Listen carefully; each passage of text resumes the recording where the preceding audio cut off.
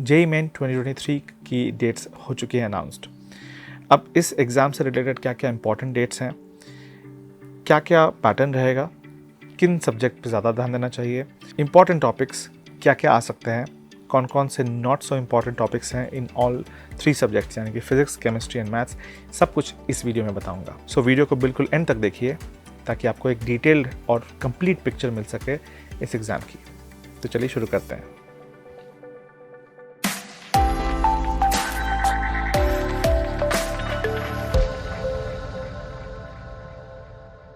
Welcome back to chemistry channel. मेरा नाम है चंदन विश्वास। आगे बढ़ने से पहले आपसे रिक्वेस्ट करूंगा कि अगर आप चैनल पर नए हो तो do consider subscribing chemistry channel. सबसे पहले बात करते हैं कि जेईई मेन इस साल कितने अटेम्प्ट्स की होंगी।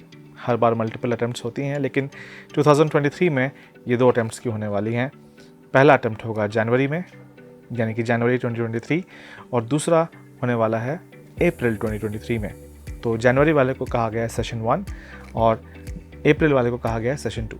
तो जो फर्स्ट सेशन यानी कि जनवरी वाली शिफ्ट जो है उसकी जो डेट्स आई हैं वो है 24, 25, 27, 28, 29, 30 एंड 31 ऑफ जनवरी 2023 पे। इसके अलावा इस एग्ज़ाम की कुछ इंपॉर्टेंट डेट्स भी आपको बता दूं। एग्ज़ाम की जो फॉर्म फिलअप वाली विंडो है वो सिर्फ और सिर्फ ऑनलाइन मोड में होगी और ये शुरू होगी 15 ऑफ दिसंबर 2022 से 12 ऑफ जनवरी 2023 तक। इस एग्ज़ाम की जो फ़ी है वो आपको अल्टीमेटली लास्ट डेट उसका भी रखा गया है 12 ऑफ जनवरी के दिन ही। तो उस दिन तक आप अपनी फ़ी को भी पे कर सकते हो वाया यूपीआई या फिर net banking and various modes which are available at the website of JEE Main. Exam किस सिटी में होगी इस बात की अनाउंसमेंट की जाएगी 2nd वीक ऑफ जनवरी में और एडमिट कार्ड जो होगा वो आपको मिलेगा 3rd वीक ऑफ जनवरी 2023 में। एग्ज़ाम में 3 सब्जेक्ट्स हैं, फिजिक्स, केमिस्ट्री, मैथ्स। ये बात किसी से छुपी नहीं है। तीनों सब्जेक्ट्स में टोटल ऑफ 30 क्वेश्चंस दिए जाएंगे। इन 30 क्वेश्चंस के अंदर 20 क्वेश्चंस ऐसे होंगे जो सिंगल चॉइस करेक्ट होंगे यानी कि 4 ऑप्शंस दिए जाएंगे, उसमें से एक सही आंसर होगा, उससे आपको टिक करना है। इसके अलावा जो बाकी 10 क्वेश्चंस हैं वो न्यूमेरिकल टाइप होंगे। यहाँ पे आंसर्स आपको नंबर में आएंगे, हो सकता है कि उस नंबर में डेसिमल भी राउंड ऑफ करके बताना होगा और यही आपके जो क्वेश्चंस हैं यानी कि 10 क्वेश्चंस में से केवल 5 आपको सॉल्व करने होंगे न्यूमेरिकल टाइप में। यही चीज़ फिजिक्स में, केमिस्ट्री में और मैथ्स में तीनों में रहेंगी और इनको आपको बाकायदा सॉल्व करना है। एग्ज़ाम का फॉर्म फिलअप करने के बाद, सारी डिटेल्स को वेरीफाई करने के बाद आपके एग्ज़ाम की डेट्स को अलॉट किया जाएगा और सेंटर भी बताया जाएगा फ्रॉम दी एनटीए, इसलिए वेबसाइट को रेगुलरली विजिट ज़रूर करते रहिए। एग्ज़ाम 3 घंटे की है, ये बात ध्यान रखिएगा। आपको एग्ज़ाम शुरू होने के आधे घंटे पहले से ही आपके सेंटर पे मौजूद होना है क्योंकि वहाँ पर आपकी चेकिंग होगी, आपकी आईडी वेरीफाई होगी, उसके बाद आपको एग्ज़ाम हॉल में बैठने दिया जाएगा। ये तो मैंने आपको बताया कि एग्ज़ाम का बेसिक नेचर क्या है।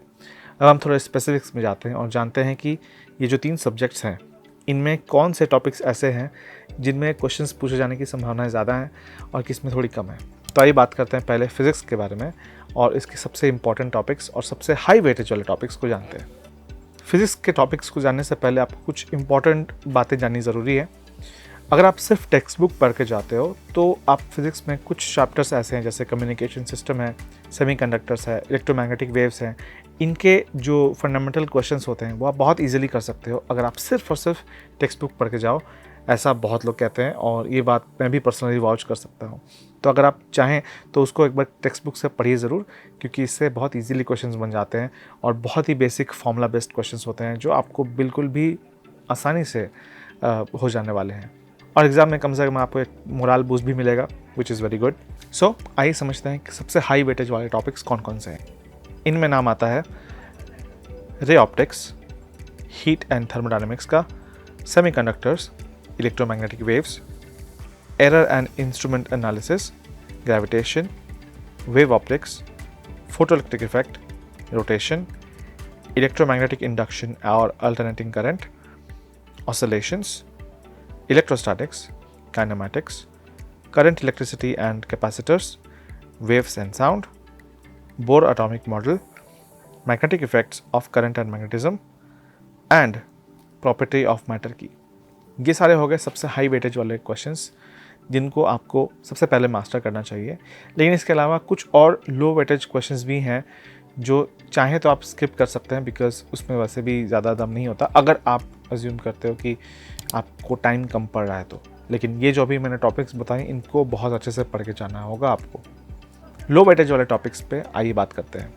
लो वेटेज टॉपिक्स में आएंगी laws of motion, work energy and power, nuclear physics and X-rays, fluid dynamics, units and measurement, dual nature of matter and radiation, center of mass and collisions, circular motion, communication system and heat transfer। ये तो हो गई physics की बात। आइए बात करते हैं केमिस्ट्री के बारे में।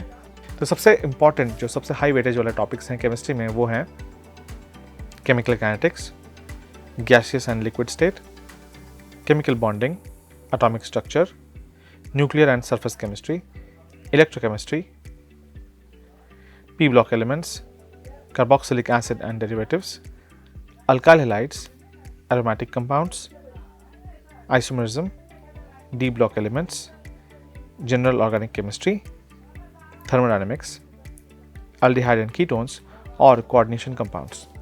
ये सारे चैप्टर्स आपके सबसे हाईएस्ट वेटेज वाले पोर्शन में आते हैं। इनको खास ध्यान दीजिएगा क्योंकि इससे काफ़ी ज़्यादा आपको मार्क्स भी मिल सकते हैं। अब बात करते हैं लो वेटेज वाले टॉपिक्स की, जिसमें आपको कंपैरेटिवली कम ध्यान देना चाहिए क्योंकि उस पर ज़्यादा कुछ खास नंबर आता नहीं है। उसको आप सेकेंडरी पोजीशन पे रख सकते हो। मैं ये नहीं कह रहा कि इसको एलिमिनेट कर दो, बट आप इस पर थोड़ा सा कम ध्यान देना।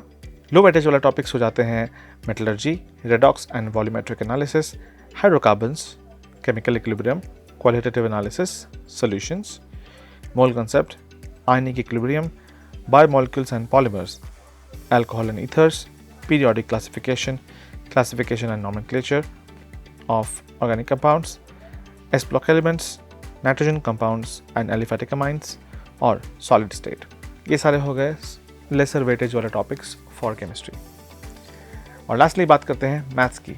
मैथ्स में सबसे important topics क्या है और सबसे highest weightage कौन रखते हैं, आइए इन पर नज़र डालते हैं। सबसे important और high weightage topics में आते हैं vectors, 3-dimensional geometry, determinant and matrices, sequence and series, straight lines, functions, probability distribution यानी कि binomial, mean और variance, limits, continuity and differentiability, definite integral and area under the curve, circle, application of derivatives, conic sections, complex number, quadratic equation और binomial theorem and mathematical induction।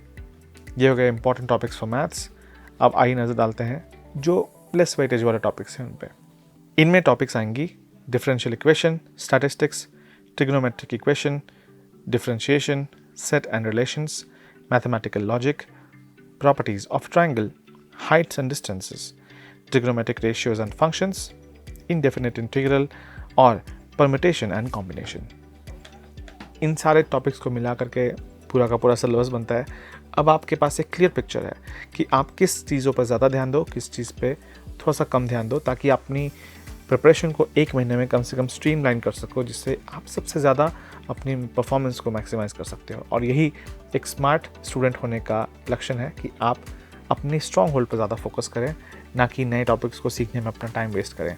तो pick your topics carefully और शुरुआत कीजिए अपनी preparation की। If you like this video please put a thumbs up, subscribe to chemistry channel and bell icon को भी press कीजिए ताकि आपको हर आने वाली वीडियोस की नोटिफिकेशन मिले। इस वीडियो के लिए बस इतना ही। So let's meet in the next video. तब तक के लिए बाय बाय।